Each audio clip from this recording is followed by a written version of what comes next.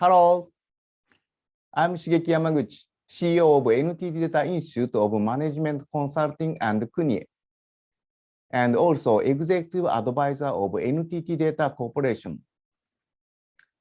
Throughout my career, I have authored 3 insightful books on the transformative power of digital technologies in our economy, management practices, and society. At our core, we are dedicated to supporting our clients in their digital transformation endeavors. We understand that to ensure our enterprise client success, it is crucial to address the challenges faced by their customers, including end users and consumers, in a cost-effective manner. In 2020, I came across a fascinating book that proposed an intriguing concept, moving away from episodic interactions toward a relationships, turns a theme park into a magical experience, transform a book publisher into a creator of learning journeys, and revamps a hospital system into a proactive care organization. Now, 3 years have passed, and I am thrilled to see this vision taking shape and gaining recognition in Japan. It is an opportune moment for me to introduce this remarkable book to Japanese executives. I am excited to introduce Connected Strategy, authored by Dr. Nicorai Shigeru and published in 2019. He is Professor of Management at the Wharton School of the University of Pennsylvania. I'm honored to have you as a guest, Nicorai-san. It is a pleasure to see you again. Well, thank you so much for having me, and I'm obviously always happy to talk about connected strategy. And as you were saying, it is actually quite exciting to see kind of the uptake of these ideas. When we wrote the book, it was already starting, but clearly the last couple of years have really accelerated kind of this notion of getting closer to your customers. And I think the COVID crisis as well kind of accelerated the need to use technology to connect to customers. So I'm very happy to join you today. Thank you. Dr. Shigeru-san is widely recognized as one of the most highly regarded professors in Wharton's esteemed MBA program, and his excellence in teaching has been acknowledged through over 20 prestigious teaching awards. He has conducted strategy workshops with a large number of firms around the world, helping them to assess their own strategies and create new strategic initiatives. This book describes how to build continuous customer relationships for competitive advantage by using digital technology. I firmly believe that this book will prove immensely valuable to executives, providing them with practical insight and prompting a fresh perspective on their company's strategies within this rapidly evolving digital landscapes. So let's get started with the discussion right away. Our agenda aligns perfectly with the structure of the book we are discussing, making it a fantastic journey through its key ideas. One of the unique features of this book is the inclusion of workshops at the end of each section. These workshops are designed to empower readers to develop their own connected strategies with their organizations. Recognizing the practical value of these workshops, I would like to invite Nikolai-san for a dialogue session to develop into the specific content they offer. This will enable us to gain a deeper understanding and provide a valuable basis for comparison with our ideas and frameworks. Without further ado, let's embark on this enlightening exploration of connected strategy. Nikolai-san, I'm keen to understand the motivation behind your book. Why did you choose to explore this subject? In your book, you make a compelling argument. The technologies behind the connected strategy are improving at a dizzying speed. With all these advancements, magical user experience are coming to life in many industries. What is fascinating, however, is that the technology per se is usually relegated to a supporting role. The key innovation of connected strategy lies in their revamping of a firm business model.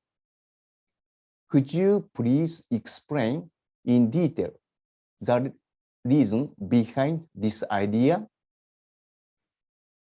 Absolutely, yes.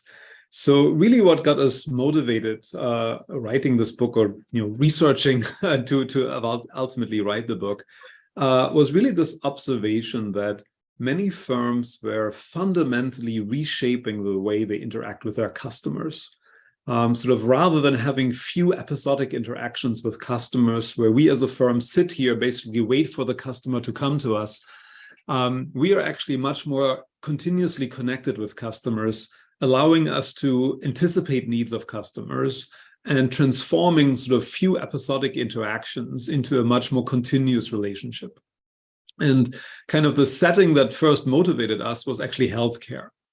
Because I think healthcare is a great example of a situation where you have really just few episodic interactions, right? Only if I feel really sick, right, do I go to my doctor, or I may actually get admitted to a hospital. And once I'm there, I'm fully connected, right? I have all the attention on me 24/7 until someone decides, okay, now he's good enough, and then they kick me basically out. And now I'm again completely disconnected. And again, we wait for something catastrophic to happen to me so that I can get readmitted. And I think once you say it that way, it becomes clear that that cannot be efficient, right? Neither for me as a customer or as a patient in this case, nor for the whole healthcare system. And so what really got us excited looking through connected strategies was that if it's done well, it can actually both help improve the customer experience or the client experience or the patient experience, while at the same time actually reducing cost. And so this has sort of got us to the kind of fundamental element of connected strategy, that there was kind of a lot of work done to create these connected customer relationships and to create sort of connected delivery models that would create these customer relationships at a low cost. And so, of course, if you can do something that customers like better at lower cost, that also creates disruption, right? And so this is not just a new positioning that is really kind of shifting an entire efficiency frontier out. And this is sort of why we've seen disruption happening in a number of industry, be it in transportation or hospitality, in insurance and banking, kind of as new companies come up with these ideas. Thank you. Thank you for providing the context in which a connected strategy becomes essential. The rapid evolution of digital technologies, including smartphones, IoT, and wearable devices, has opened up new possibilities for companies to reinvent their business models. However, it is crucial to understand that simply adopting digital technology is not enough. The true measure of success lies in leveraging it effectively. Please allow me to introduce the framework that NTT Data employs to facilitates the digital transformation of our valued corporate clients. Our mission is to help our enterprise client business success by using digital technology. The success of our client digital transformation means raising willingness to pay WTP by providing services that solve their customers' true challenges. We call this service that solves customers' true issue, outcome-based service. As shown in this chart, advances in digital technology have made it possible to improve services and create new business that could not be realized before. It's important to redefine what value companies deliver to their customers rather than thinking about improving their service for technology adoption. We will talk about this later in this session. Now, moving to the next topic, the reward of connected strategy. As I mentioned earlier, I would like to ask Nikolai-san questions based on the workshop in this book. In this book, Nikolai-san puts a compelling argument. The rewards of connected strategy is providing more value to the customer at a lower cost to the firm. I think that efficiency frontier diagram is very instructive in understanding how connectivity breaks the trade-off between superior customer experience and lowering cost. So, Nikolai-san, could you explain to us in a manner that resonates our Japanese business leaders can understand what this efficiency frontier diagram represents? Certainly. So what we have on the vertical axis is, as you said, willingness to pay, or sometimes we call it like the perceived benefit, right, that a customer receives from a product, from a service. And on the horizontal axis, we have sort of cost per unit, if you wish, right, per service episode or per product. And usually there is a trade-off between these two. So you can create a wonderfully customized, personalized product, but that usually also increases the cost, or you can create maybe a more standardized product, which customers don't like quite as much, but we can do it at much lower cost. And that sort of creates a frontier. And so we use, as an example here, sort of the grocery industry, where if we first focus on that lower frontier, you have different kinds of companies who have different positions in the marketplace. You have farmers markets, which at least sort of in the US tend to be kind of nice places to go, and you can get relatively fresh produce, but also kind of the cost ultimately of assembling a meal is pretty high, because the farmer has to come to the farmer's market. I have to drive to the farmer's market. There are really no scale economies whatsoever. So my happiness is relatively high, but also the cost is high, right? And then we have normal supermarkets like Tesco. We have discount grocers like Aldi. And so different firms make these different positioning choices. But now, as you nicely pointed out, what kind of all these new technologies allowed us to do is sort of to push out this frontier, right? It has enabled new business models to arise. And I think this is sort of an important point that we can maybe come back a little bit later, as you said. Intriguingly, quite often the technologies that are involved are not developed by those firms, right? Those technologies are basically out there. And it's sort of the question of how do we figure out of how to configure these technologies to create a new business model, right? Sort of Uber is a nice example. Uber did not develop GPS, cell phones, or Google Maps, right? But they used sort of these things together and all of a sudden had a disruptive business model. So new technologies basically allow new business models to arise. And now the question is, who has that first idea, right? And so just to make one example here, Blue Apron is a meal kit provider. There are a whole bunch of them out there, HelloFresh, Home Chef, that basically send you every week a box with a couple of recipes and exactly the right ingredients in the right amounts. So for me as a customer, actually, this is quite lovely because I get sort of quality produce that I would basically get at the farmer's market. But now lots of pain points have been removed from my life. I don't have to go shopping. I don't have to think about recipes. So my overall happiness actually has gone up, while at the same time, Blue Apron has some scale economies, and they kind of cut out a lot of the middlemen. And so sort of the cost per meal has gone down. And so this is why we're kind of pointing it sort of to the upper right, that both willingness to pay have come up and fulfillment costs have come down, right? And so this is, I think, again, what we said earlier, sort of the possible magic in some sense of digital technologies and of connected strategies. If done well, kind of we can do both at the same time. Thank you for shedding light on the efficiency front diagram. I now comprehend that the connected strategy possesses the disruptive potential to expand the boundaries of efficiency and create a competitive advantage through enhanced connectivity. I also felt that the use of willingness to pay, fulfillment cost as indicators to measure strategic reward was very practical. We have similar concept about the key outcomes by digital transformation. As the next slide, let me share it with you. We believe that the ultimate goal of digital transformation initiatives can be broadly divided into two categories: customer value reinvention and value chain re-engineering.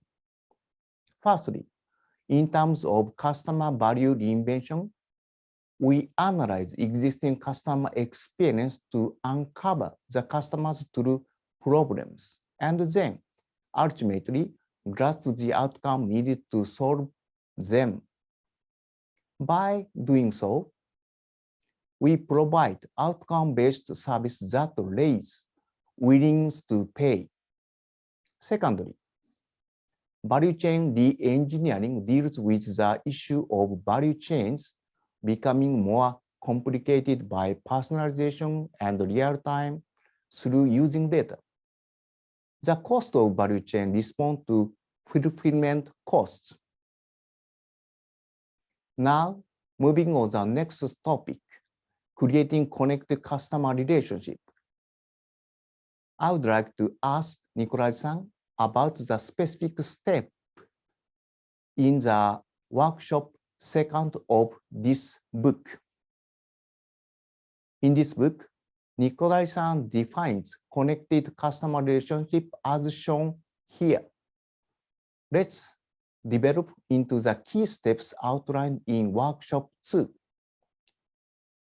We will explore all the steps, but I want to emphasize the criticality of step 4 and 7 in building stronger customer relationship.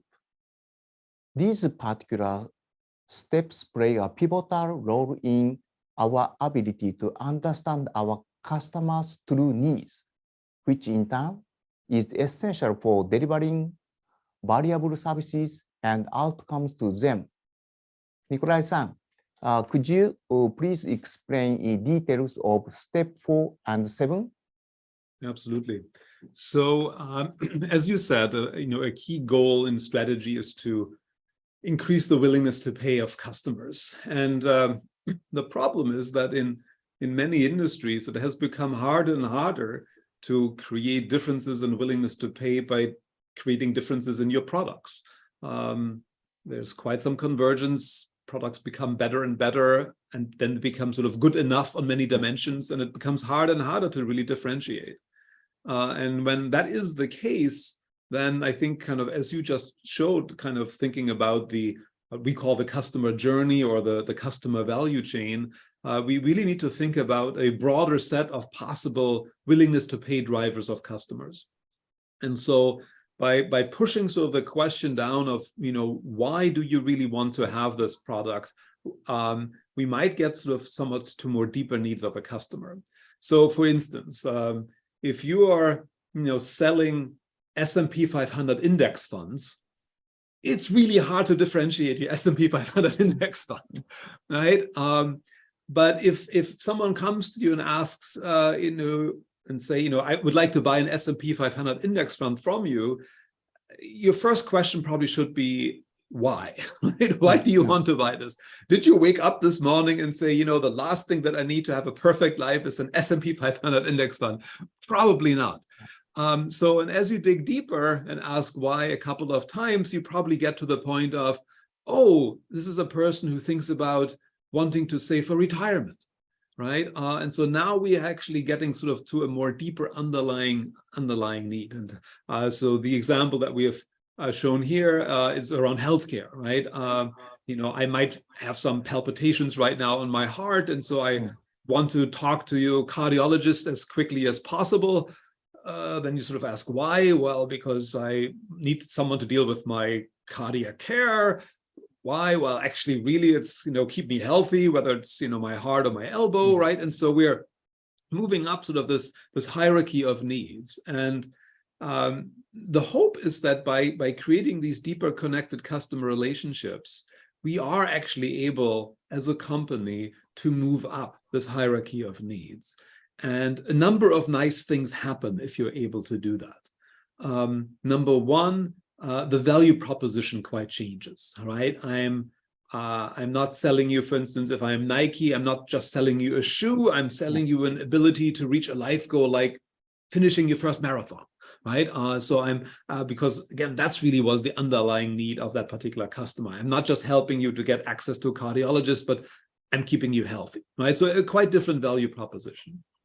The second thing that happens as you're able to move up this hierarchy of needs is that you hopefully don't have to compete for every transaction against the entire world, right? So if you have to compete every time a customer has a particular need, that's really tough. But if you've become your trusted partner, again, the reason I'm buying the S&P 500 index fund from you is not because you have the better S&P 500 index fund, but because you've been my trusted partner along a long customer journey that started out with me recognizing what my need is to figuring out what the best options are for figuring out how to buy it, right? And if you've been sort of my guide, my partner along that journey, that's why I'm buying it from you. And lastly, sort of the solution space actually opens up quite a lot as you move up this hierarchy of needs.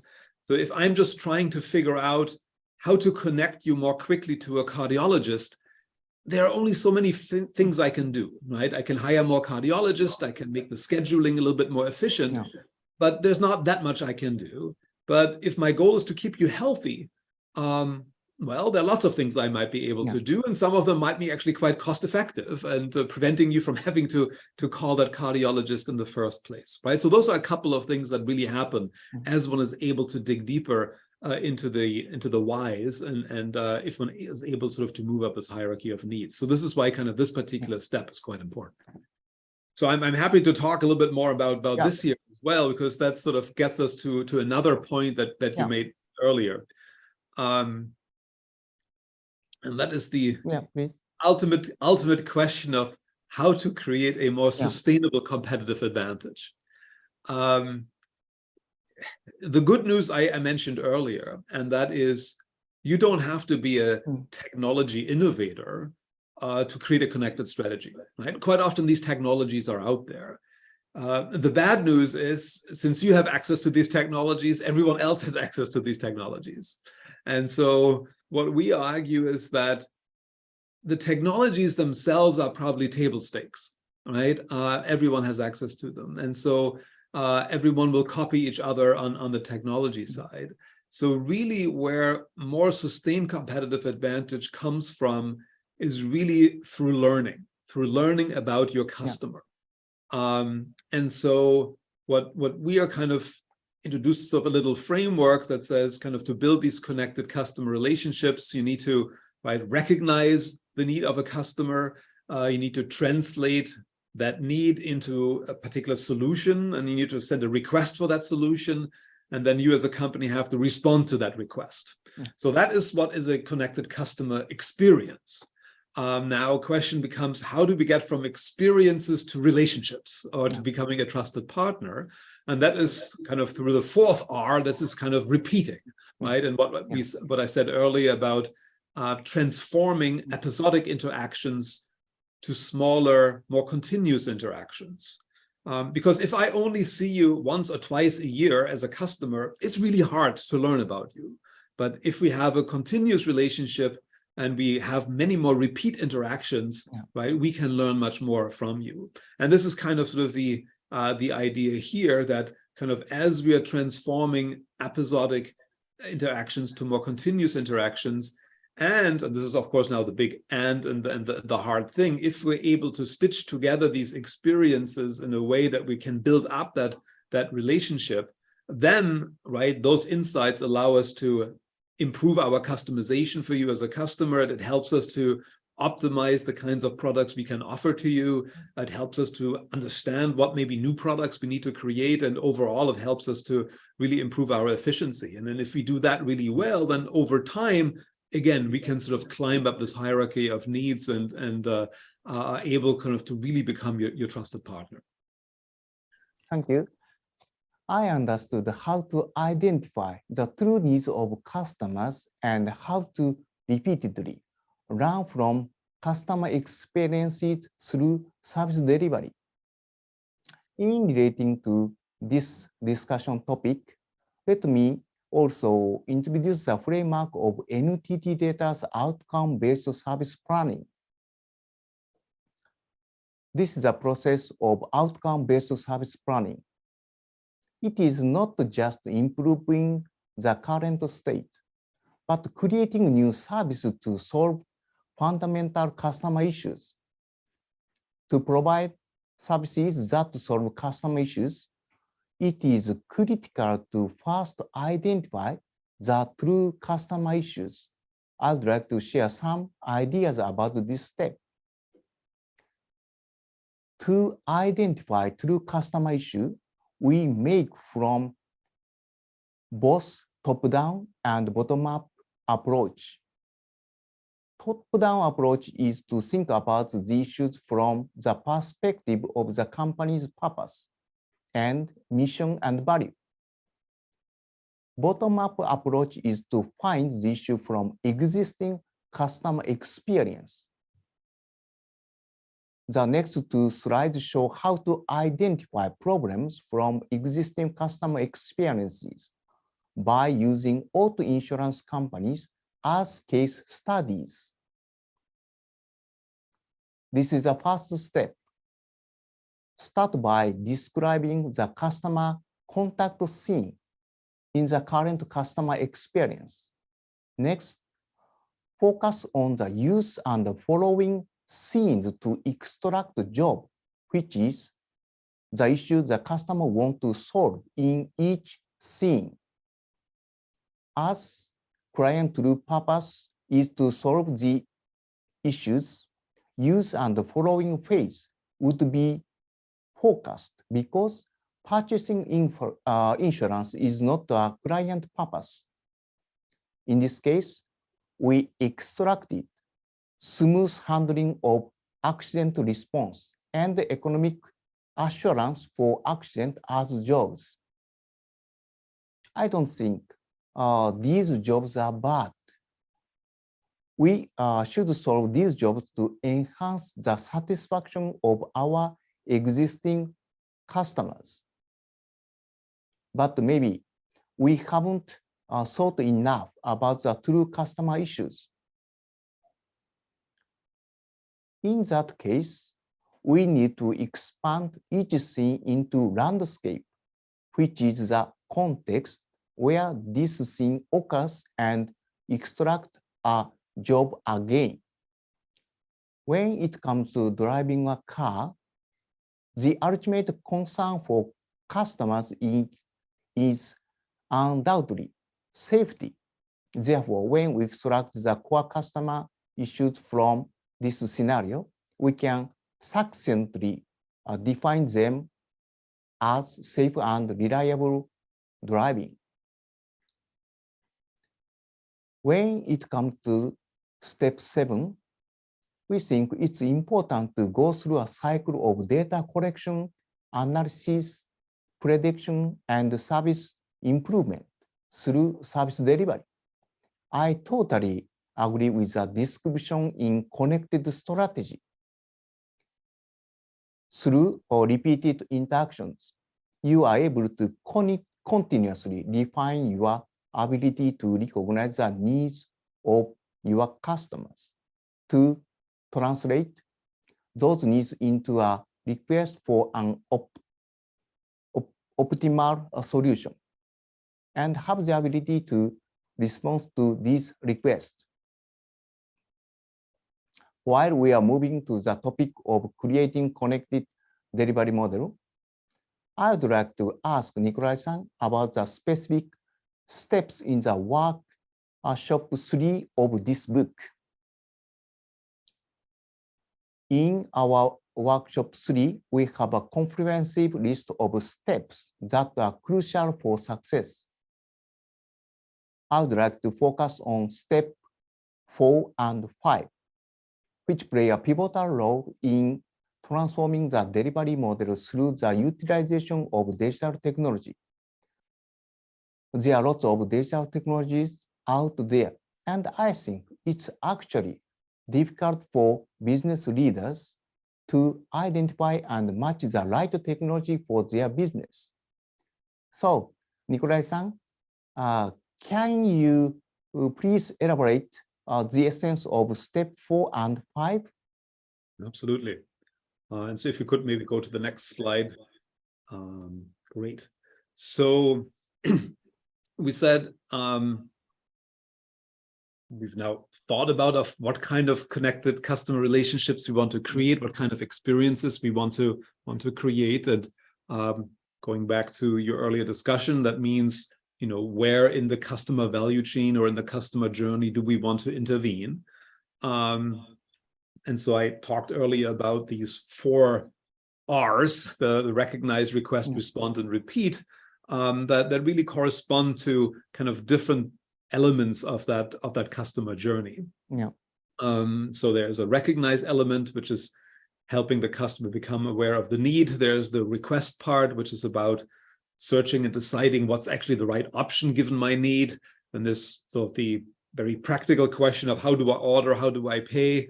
Then comes the respond piece of, you know, do I have to go to the product or does the product come to me? Then I experience the product or service, then there's some after sale service. And then is what we just talked about, kind of what you talked about, kind of learning and improving elements. Then there is sort of the question of, am I doing it all by myself, or actually am I also pulling in other parties to help solve that problem? We talked about Uber for a moment, right? And Uber said, okay, I've identified a transportation need, but they didn't say, okay, let me buy vans and hire drivers and solve that need. But they thought about how do we connect various parties in the ecosystem that had previously not been connected, right? Here are some people who have some time and some cars, and here are some people who need a ride, and so I can connect them. So this is what we call, roughly speaking, the connection architecture. And then given how I interconnect these various players, there are questions around the money flows, right? Who's paying whom, and there are kind of questions around the revenue model. And so for each of these stages, there's probably some kind of technology involved. And as you said, kind of, right, we probably don't have to dig immediately down to the exact technological solution. We might want to first start out using your terminology, kind of what jobs need to be solved, right? Yeah. And so I think quite similar to one of your frameworks, we usually can think about sort of 4 different elements for each of these categories. There's usually some question about sensing, getting information, be it through sensors or questions or in whatever way. Then we have that particular information that needs to get transmitted, and that's usually right? Sort of a problem relatively low in the technology stack, but quite important, right? How do we get the bits and bytes and not use too much too much energy and generate too much heat or whatever it is? So that's the transmission part. Then we have that information now either in some central server or in some edge server, and so now we need to analyze that and maybe store that data, analyze it, and then we have to react given what we've learned, right? And then we get sort of into the next stage of that particular journey. And so one can think about sort of this particular grid as filling in, okay, what is the particular job that needs to be done in each of these different cells? And then after we've identified these jobs, then we can dig deeper into each of these cells and ask, okay, so what kind of technology can actually help us with that particular solution? And there it is sometimes interesting not just to think about companies in our own industry, but sometimes other companies have had sort of a similar problem. And finding solutions from other industries sometimes can be quite powerful. Now, the other way around, and that's sort of basically step 5, or sort of the other way of using this particular grid is, if a new technology comes up, ChatGPT, right, is a very current example, right? Sort of large language models. All of a sudden, a new technology comes up, and now we can ask ourselves, well, where in that particular matrix might that technology actually help us? Right, and sort of how has this new technology again sort of pushed out this frontier and enables now new business models to arise, right? And once we kind of map these new technologies onto this grid, that also helps us to understand what kind of new connected strategies might be possible, right? Oh, this is a technology that can now really allow us to, right, respond much more efficiently than before, all right, or help the customer express their needs because they can have an easy interaction with some kind of bot and actually gets a much more refined sense of the need. And so that's kind of the two ways of how we found this particular framework be helpful, kind of to a bit similar to what you were saying, top down and bottom up. So top down would be to say, okay, what are the problems we need to solve? And then let's look for technologies to do that. And bottom up is, ooh, here are some new technologies that have come up, right? What kind of jobs can that technology help us to do?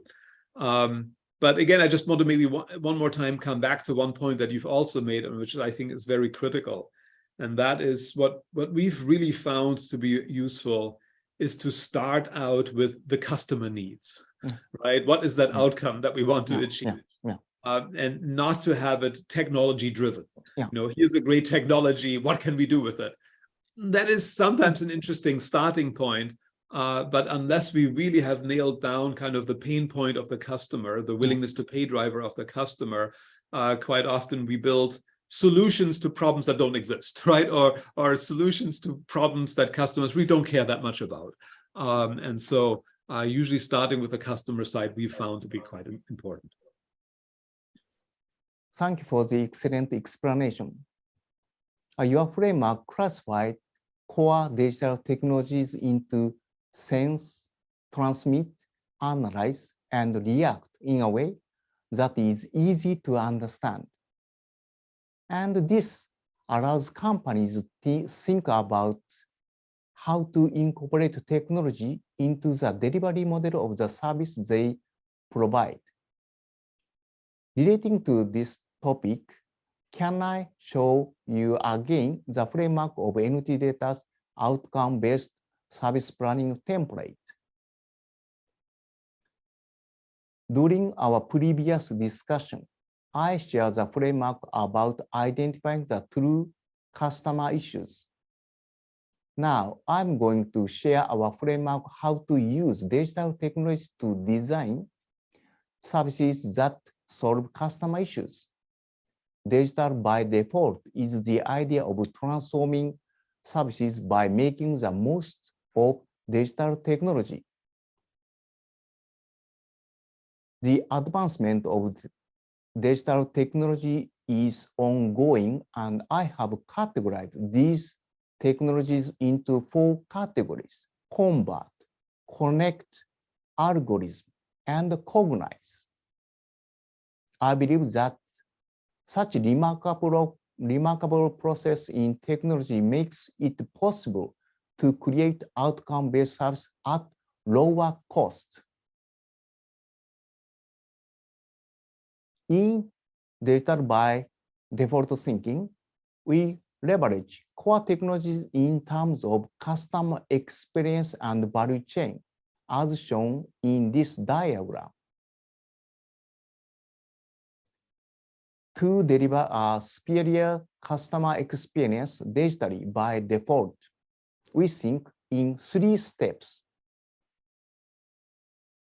ideal, possible, and future. Through their 3 steps, we can design practical solutions by leveraging future technologies. Thank you for the excellent discussion based on connected strategy. Thank you. Through today's dialogue, I could reach a deeper understanding of the concept presented in the book, allowing us to gain a profound understanding of how to apply connected strategy within our organization. In closing, I would like to kindly ask you to share your message and advices in business executives and leaders. Please. Sure, my pleasure. So I think there are 2 things I like to stress, and one I've just mentioned, and that was let's not have technology determine our strategy, and that is sort of the prime example of the remote control that has 500 buttons on them, and it's really great, but no one actually knows how to use them all right, and really starting with the customer. But having actually worked with a couple of Japanese companies, quite often that is not the problem that Japanese companies have. They are very, very customer focused. They say whatever problem customers come to us, we will help. I think there sometimes actually from a strategic point of view, the challenge is once in a while to say no and to say, what are actually the kind of customers we want to focus on? What are the kinds of products and services we want to focus on? And what are we not going to do? Because trying to be everything to everyone everywhere is basically the same thing as not having a strategy. And I think, again, if we want to become successful in connected strategies, it's again very important to have a fairly clear focus on but what kind of customers do we really want to create this great value proposition? Because I think if we try to do this again for every customer, for every problem, it will become probably really, really difficult, very costly, and we won't see any results. So I think kind of this importance of focus, which I think is a general challenge in strategy, is particularly a challenge also with connected strategies, because I think otherwise things can escalate very quickly and become very, very costly and very frustrating. So kind of the importance of saying no is, I think, one key message I would also leave our audience with. Thank you. Thank you for your time. I'm glad to understand your book deeply. Thank you. Well, thank you for having me. Thank you. Bye.